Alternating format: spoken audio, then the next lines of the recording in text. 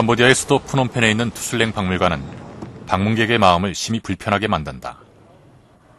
20세기 가장 참혹했던 역사의 한 장을 생생하게 되살려주기 때문이다. 투슬랭 박물관은 원래 고등학교 교사 자리였다. 그러나 1975년 폴포트 정권이 들어서면서 S-21이라는 수용소로 개조돼 무고한 시민들의 학살장이 됐다. 4년간 S-21 수용소에 수감돼 희생된 사람만도 만여 명, 살아남은 사람은 10여 명에 불과했다. 캄보디아의 오늘을 이해하려면 킬링필드의 역사를 알아야 한다.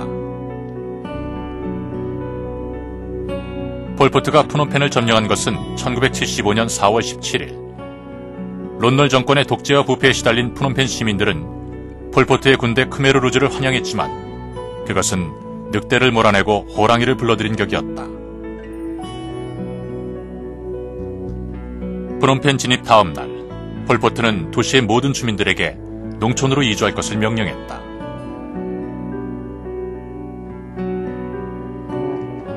가족들은 뿔뿔이 흩어져 강제노동에 시달려야 했다. 완전한 공산주의의 실현이 폴포트의 명분이었다. 프놈펜은 텅 빈 유령의 도시로 변했다.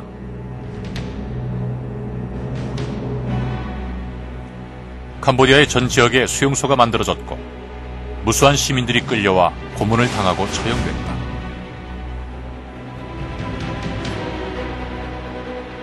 죄라면 가진 것이 죄였을 것이다. 지식이든 기술이든 재산이든 가진 자는 그 가족까지 끌려와 처형당했다. 노인도 여성도 어린아이도 예외가 없었다.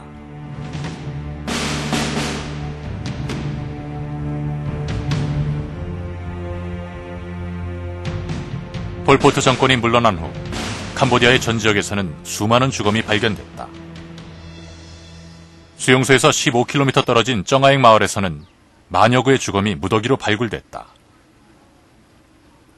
1975년 4월부터 1979년 1월까지 폴포트 정권이 지배한 4년간 캄보디아에서는 100만 명 이상이 처형됐고 100만 명 이상이 기아와 질병으로 죽어갔다. 당시 캄보디아 인구의 25%가 희생된 것이다.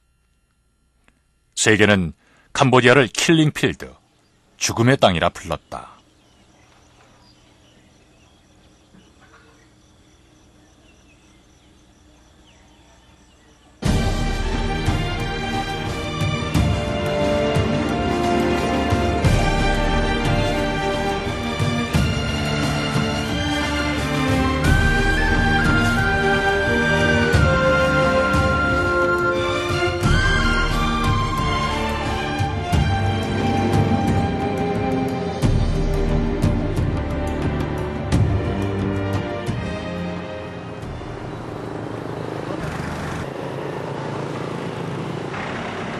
캄보디아 왕국이 평화를 찾았다. 익숙한 사람들은 평화를 인식조차 못하지만 캄보디아인에겐 그 의미가 크고 깊다. 캄보디아가 평화를 찾은 것은 불과 10여 년 전. 1993년 유엔 주관하에 총선을 치르고 민주정부가 들어서게 되면서다.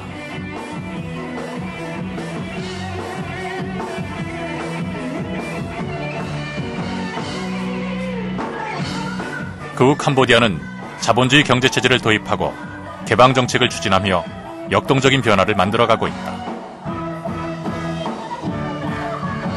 캄보디아는 20대까지의 연령층이 전체 인구의 70%를 차지하는 독특한 형태를 띠고 있다. 1979년 폴포트 정권이 물러나고 그 이듬해인 1980년부터 신생아 출산이 급격히 늘었기 때문이다. 지금의 20대는 폴포트 정권의 탄압에서 벗어난 해방둥이요 희망의 세대다.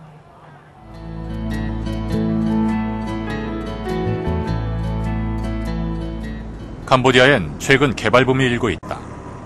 캄보디아 왕국의 최고 목표는 경제발전. 프놈펜의 신시가지에는 고급 호텔과 카지노가 들어서고 있지만 그 뒤안엔 여전히 수많은 절대 빈곤층이 있다. 그들에게까지 정부의 배려가 미칠 여력은 없다.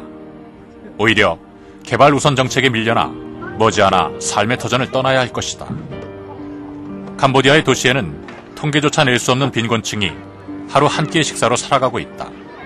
그들의 생존의 의지가 되는 것은 정부가 아니라 외국의 NGO다. 캄보디아에 부는 변화의 바람은 분명 희망과 기회의 바람이지만 누구나 기회를 잡을 수는 없다. 기회를 잡지 못한 사람에게, 자신의 운명을 스스로 개척할 수 없는 사람에게 당분간 변화의 그늘은 깊어질 것이다.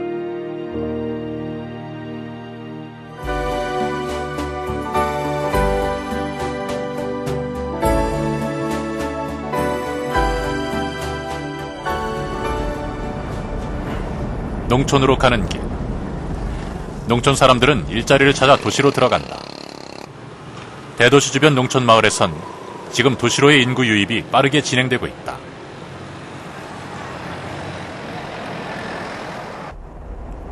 프레이 마을로 가는 길. 드넓은 평야가 끝없이 펼쳐진다.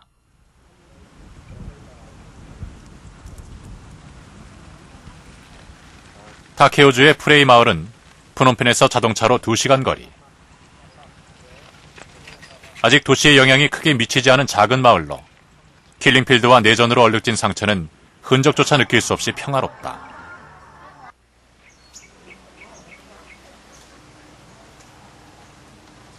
농촌 마을의 가장 낯익은 풍경은 야자수와 소, 어린이, 그리고 배구다. 캄보디아가 평화를 찾은 지 10여 년. 그러나 온전한 평화를 이루기 위해서는 더 가야 할 길이 남아있다.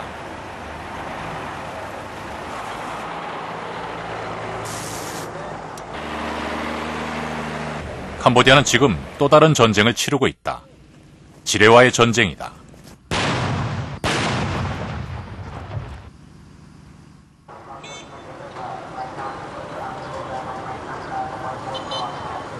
캄보디아 서북부에 위치한 바탐방. 프놈펜에 이어 2번째로 큰 대도시지만 그 외곽지대엔 수많은 위험이 도사리고 있다. 캄보디아는 세계적으로 가장 지뢰가 많이 매설된 국가다. 바탐방 시내에서 외곽으로 나가는 길은 대부분 도로 상황이 열악하다. 지뢰 제거는 2명이 한 조가돼 교대로 작업한다. 극도의 집중력을 필요로 하기에 30분 단위로 교대하며 휴식을 취한다. 캄보디아에서는 1979년 이후 지금까지 6만 명 이상의 사상자가 발생했다. 200명 중 1명이 지뢰로 인한 사고를 당한 것이다. 지금도 매달 100명 정도의 희생자가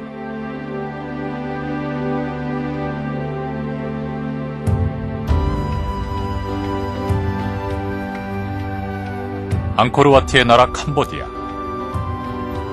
캄보디아인은 찬란했던 앙코르 왕국에 대한 자부심을 잊지 않는다.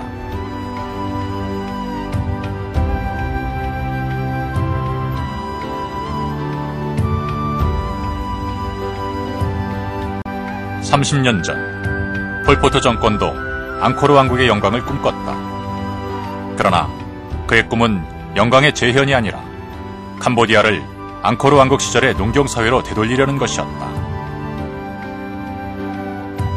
캄보디아는 25년 전 킬링필드의 유산이 아직도 남아있다.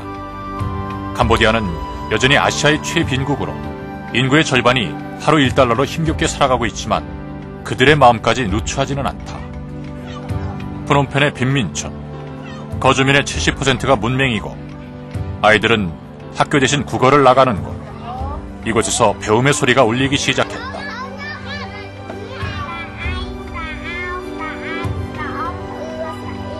공부를 시작한다는 것, 그것은 희망을 믿는다는 의미다. 킬링필드 이후 25년, 그 가장 본질적인 변화의 내용은 자유와 평화가 만들어낸 희망일 것이다.